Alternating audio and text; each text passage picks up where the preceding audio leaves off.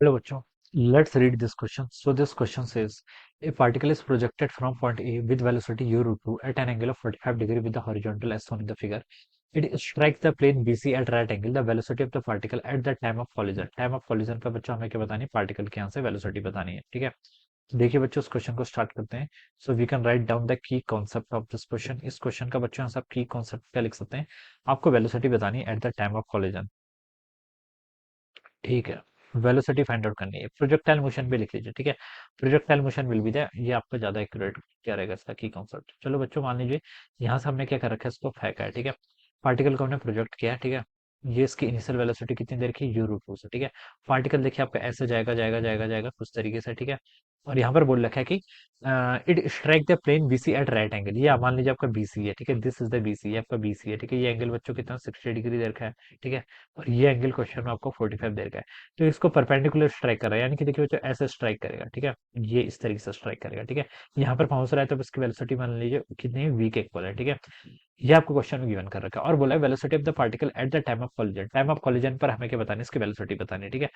तो velocity of the particle, ठीक है? तो बच्चों देखिए, पार्टिकल पर ऑलवेज, पार्टिकल देखिए इस तरीके से जब जा रहा होगा, ठीक है? पार्टिकल पर ऑलवेज क्या होगा, एक्सेलरेशन होगा इस डायरेक्शन में, acceleration due to gravity G होगा, ठीक है?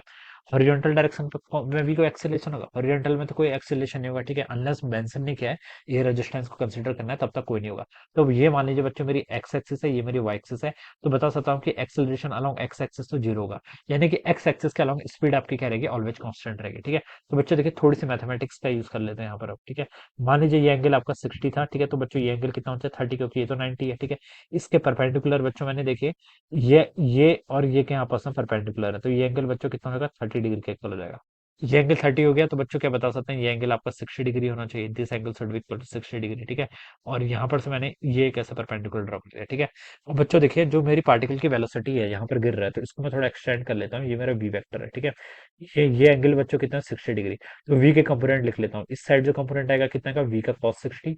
एक कंपोनेंट इस साइड आएगा, वो कितना होगा आपका, वी का साइन 60. मुझे एक्स एक्सिस के अलॉन्ग मतलब है, क्यों मतलब है?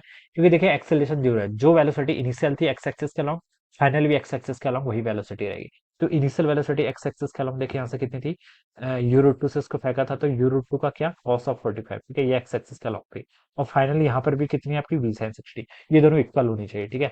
तो देखिए बच्चों, यहाँ से क्या कर लीजिए, अब यू रूट टू कॉस 45 की वैल्यू कितनी होती है, 1/√2 के इक्वल, ठीक है? ये आपका वी साइन 60 के इक्वल हो जाएगा. साइन 60 की वैल्यू कितनी होती है, √3/2, ठीक है? तो बच्चों देखो, √2 से आपका √2 कैंसिल कर लो.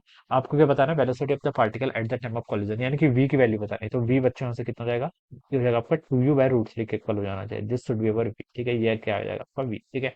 तो 2u/√3, देखिए सी ऑप्शन पे गिवन कर रखा है, तो क्या लिख सकते हैं बच्चों, ऑप्शन सी क्या होगा इस क्वेश्चन का आपका करेक्ट आंसर. ऑलराइट, तो इस तरीके से क्या करेंगे, इसको हम सॉल्व करेंगे. काफी इजी क्वेश्चन है, ठीक है? ऐसे कर सकते हो solve. So this is the answer. So I hope you all understood this concept. All the best and thank you so much.